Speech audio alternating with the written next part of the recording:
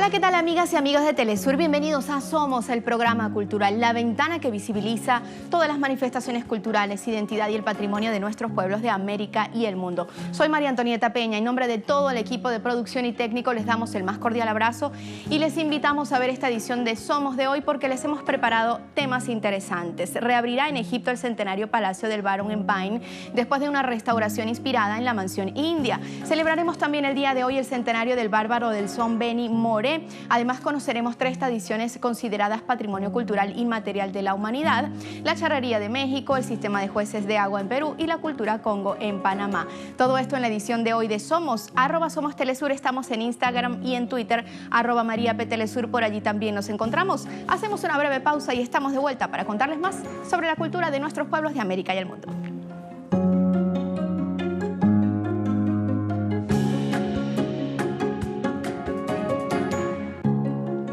Estamos de regreso en Somos. Iniciamos nuestras notas culturales en Egipto, donde se reabrirá el centenario Palacio de Barón en Pain, después de una restauración de $6 millones inspirada en la mansión india, bajo la supervisión del Ministerio de Antigüedades, y se espera que esté terminado y abierto al público en 3 meses aproximadamente. Construido hace más de 100 años, adquiere un estilo arquitectónico indio y está compuesto por 2 pisos que en Pain insistió en decorar con las estatuas más raras y lujosas por uno de los residentes más ricos del distrito. El famoso Palacio del Barón de El Cairo está experimentando varias renovaciones en un intento por devolver el hito histórico a su gloria del siglo XX. Las renovaciones fueron precedidas por estudios exhaustivos de su estructura original, así como por reuniones constructivas entre los residentes, el gobierno y los comités ejecutivos. Relevantes los proyectos incluyen también la restauración de los techos del palacio, la limpieza y reconstrucción de las estatuas y esculturas que adornan el palacio, así como la finalización de puertas perdidos que se han marchitado a través del tiempo. También se restauraron postes de mármol y pinturas que adornan la entrada principal. Así comienzan estas obras de restauración del Palacio del Barón en Pain, en Egipto. Vamos ahora a Angola. Se promueve la consulta pública de la propuesta de ley sobre lenguas nacionales para recoger contribuciones antes de presentarla en el Consejo de Ministros y en la Asamblea Nacional. Esto en aras de proteger el patrimonio lingüístico de este país. El viceministro de Cultura, Aguinaldo Cristóvão, aseguró que el Ejecutivo angoleño procura la salvaguarda, valorización y protección de las lenguas nacionales como patrimonio de este país. El texto tiene 21 artículos y pretende regular la promoción y difusión, su protección legal y su evolución lexicológica. Con este avance se pretende consolidar la identidad nacional y la educación mediante la utilización de las lenguas nacionales, así como mayores inversiones en la apuesta de formación de cuadros. En Angola son defendidas como lenguas nacionales la Kokwe, Khoi, Kikongo, Kimbundu, Ngangela, Oxiwambo y el Olunyaneca, además del Umbundu, Batua, el Elo, entre otras. El país de 29 millones de habitantes tiene el portugués actualmente como su idioma oficial. Esto está ocurriendo en Angola. Están luchando por sus lenguas ancestrales.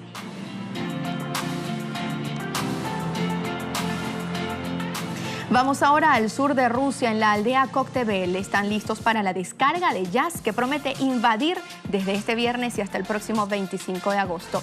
Con los primeros rayos del sol, la música se empeñó en abrir esta jornada con los acordes de los instrumentistas e intérpretes que desde bien temprano realizan pruebas de sonido en los alrededores de la pequeña aldea rodeada de mar. El director general del evento, Dmitry Kiselev, reiteró su satisfacción y agradeció a quienes llegaron de varias partes del mundo a vivir la festividad musical más importante de la península. Aseguró también que la intención es superar la edición anterior y regalar un festival tremendo que complazca los más sofisticados gustos de los amantes del jazz.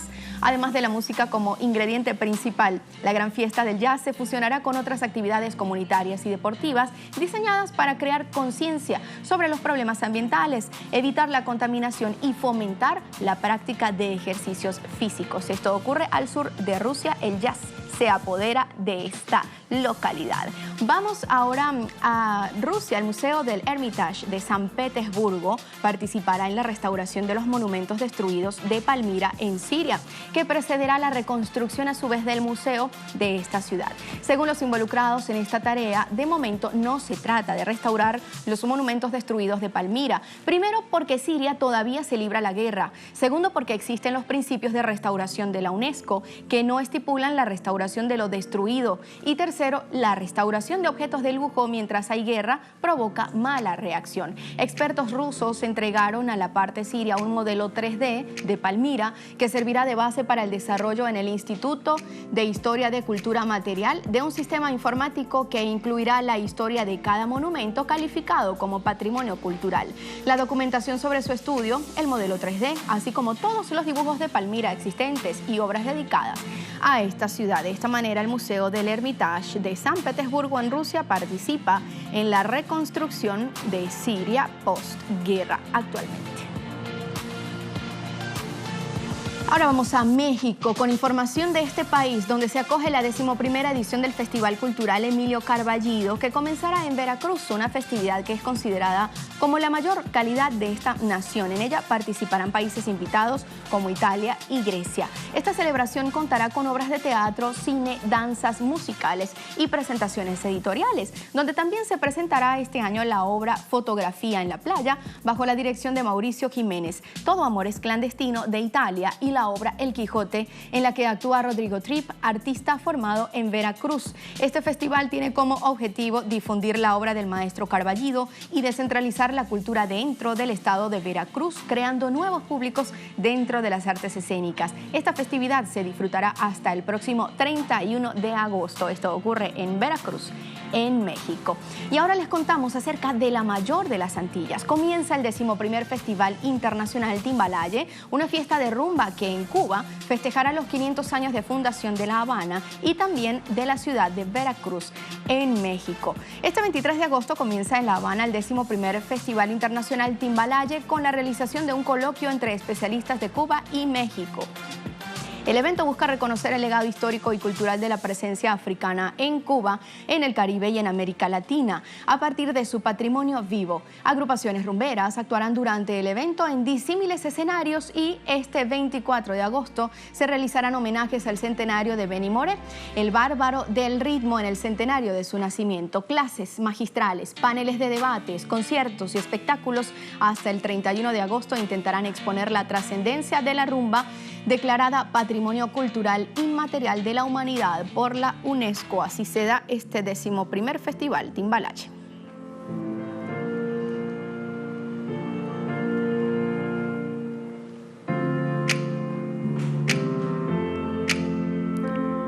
Seguimos en Cuba para contarles que los homenajes al bárbaro del ritmo Benny Moré se estarán llevando a cabo en distintas localidades de la mayor de las Antillas y de Latinoamérica por el centenario de su nacimiento. Este viernes, por ejemplo, con múltiples propuestas culturales, inicia el fin de semana en la ciudad de Cienfuegos y en Santa Isabel de las Lajas el homenaje por el centenario del natalicio del músico cubano Benny Moré. La compañía Giro hará una presentación del espectáculo musical de variedades en el Centro Cultural de las Artes Benny Moré.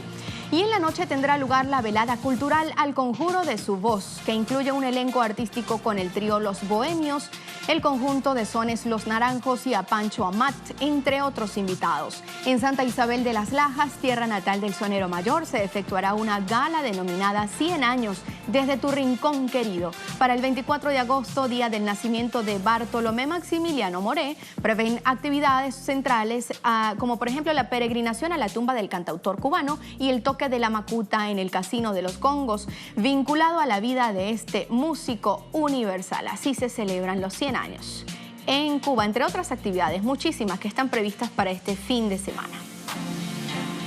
Y en torno a esta conmemoración de 100 años del natalicio de Benny Moré en Venezuela, una exposición pictórica de más de 9 piezas homenajeará al músico cubano desde este sábado 24 de agosto a las 11 de la mañana, al cumplirse el centenario de su nacimiento en la Casa de Nuestra América José Martí, ubicada entre las esquinas de Veroes y Jesuitas. Esto es en la parroquia Altagracia de Caracas, la capital venezolana. La exposición, que cuenta con la curaduría de Freddy Quintero, se presentará como un tributo a la personalidad, a la interpretación interpretación musical y a la participación de Moré en la cultura popular de Cuba, Latinoamérica y el Caribe.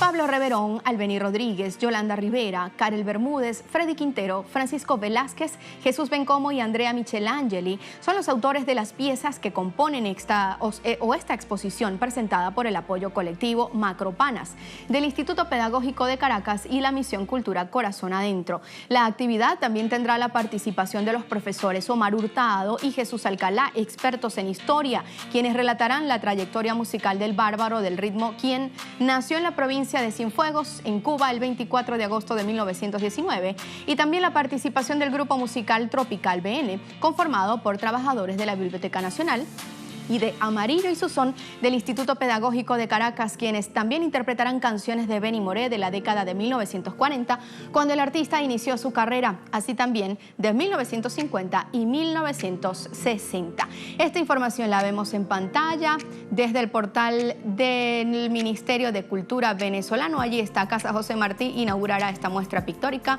en homenaje a Benny Moré en el centenario de su nacimiento. De esta manera hacemos una breve pausa en Somos, pero estamos de vuelta para contarles acerca de Benny Moré y de otras noticias de Latinoamérica acá en Somos Telesur. Ya estamos de vuelta.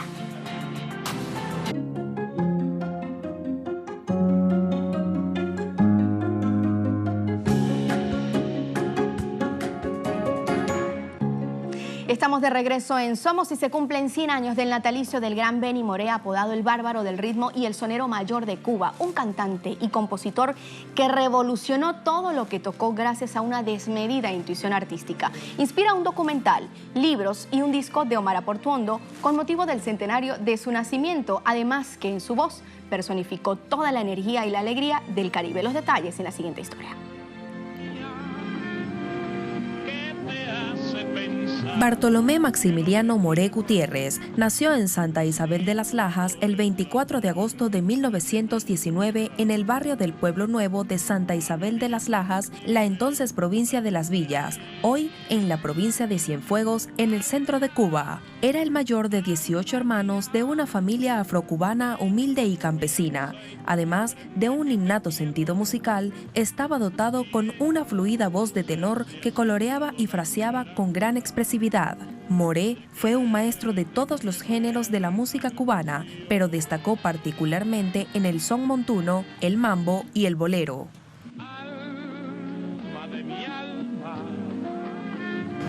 Bartolomé aprendió a tocar la guitarra en su infancia. Se fabricó su primer instrumento a la edad de 6 años con una tabla y un carrete de hilo. Abandonó la escuela a edad muy temprana para dedicarse a las labores del campo. A los 16 años, en 1935, formó parte de su primer conjunto musical. Alma mía, ten confianza y comprende que te quiero.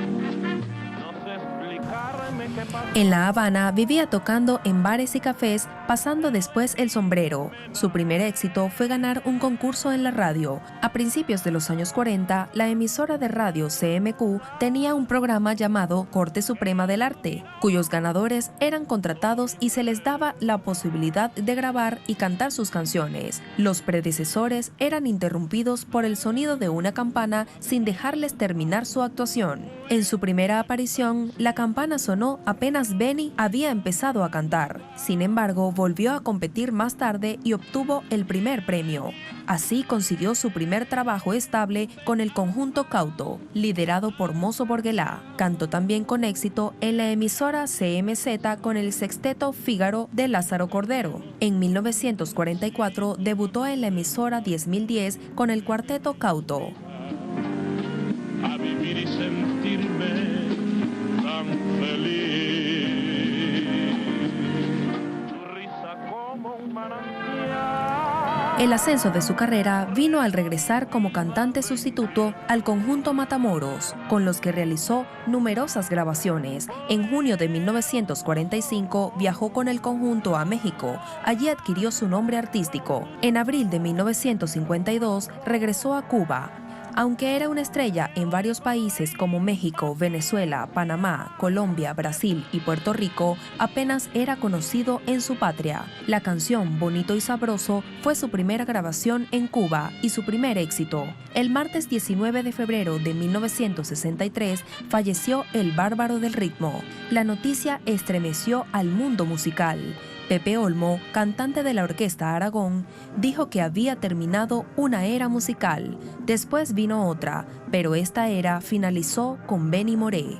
A 100 años de su nacimiento, Cuba y toda Latinoamérica homenajean a quien lo dio todo hasta el último momento por sus seguidores. Un hombre cálido, solidario, amigo siempre.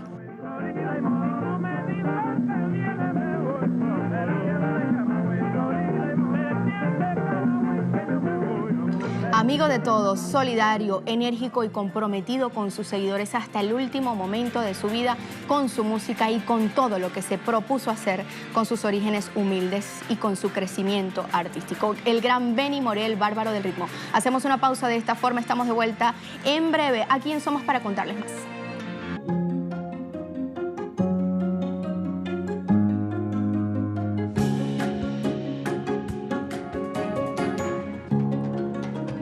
Estamos de vuelta en Somos para repasar algunas tradiciones que son patrimonio de la humanidad por la UNESCO. Iniciamos en México, que es reconocida por la charrería, una tradición que se sigue manteniendo hoy en día en las comunidades dedicadas a esta práctica, trascendiendo en las nuevas generaciones y sembrando valores en su futuro. Vemos los detalles.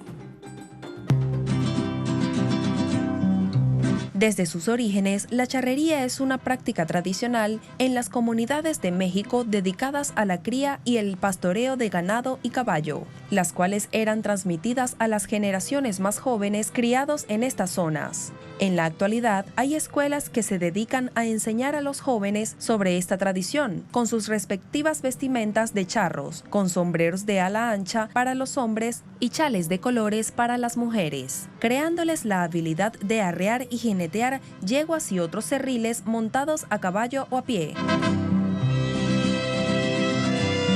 Los artesanos de la localidad se encargan de confeccionar la vestimenta, el equipamiento, las sillas de montar y las espuelas que forman parte de la presentación de los charros en las demostraciones y competencias que se realizan. La charrería se ha convertido en un patrimonio cultural de las comunidades que llevan como identidad esta tradición, considerada un medio de formación y valores a las nuevas generaciones, incluyendo la igualdad de todos los géneros y el respeto mutuo.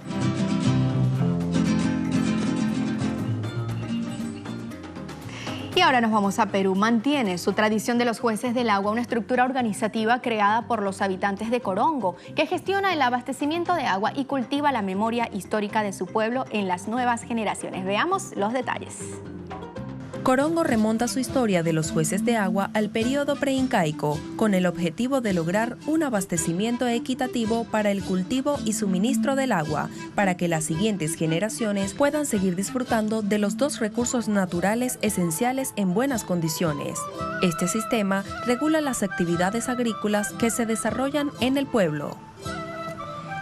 El evento se basa en 3 principios fundamentales: la solidaridad, la equidad y el respeto de la naturaleza. Su máxima autoridad es el juez de agua, quien se encarga de distribuir equitativamente el suministro de los recursos hídricos y la buena organización de las fiestas culturales. Esta tradición, basada en la importancia, las funciones y los valores del sistema, no solo se transmite en el seno familiar, sino en las escuelas e instituciones educativas, además de la relación que tiene San Pedro, patrón de la ciudad, con el agua, la prosperidad y el bienestar. Y ahora les contamos acerca de Panamá. Congo, en medio de músicas y ritos, festejan sus tradiciones culturales en representación de los esclavos negros rebeldes de la época colonial. Celebran así su libertad con canciones y bailes típicos sobre su vida diaria.